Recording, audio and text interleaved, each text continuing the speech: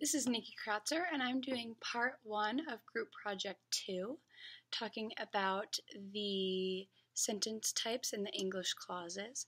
So number 1 we decided was only had one clause, and so we put an S because the sentence has one subject, which is the meeting, and one verb, which was.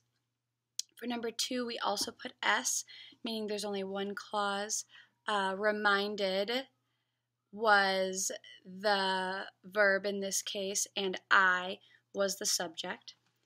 And in number 3, we put an E for an embedded clause within, and students was the first subject, gathered was the verb of the first clause, and then that was the subordinate. And then we said that it is the subject of the embedded clause and did was the verb of the embedded clause. For number 4, we also put E for embedded clause. The first subject is I and the verb is recalled, and then because is the subordinate, and Brownstein is the subject of the embedded clause, had been is the verb of the embedded clause. And then for number 5, that was just one clause in the sentence, and I is the subject and was impressed is the verb.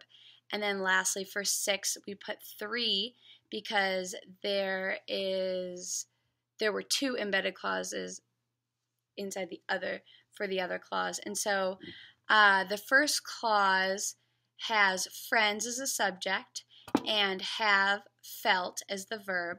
Second is an embedded relativized clause with friends as the head noun, and then the relativized noun phrase who functions as a subject of its clause with have felt as the verb again. And then the third is an embedded clause as well after the subordinator, that where I is the subject and felt is the verb. And I apologize, I have been calling the words subordinates and not subordinators because it is 6:30 on a Wednesday, and I hope you have enjoyed this video. Thank you.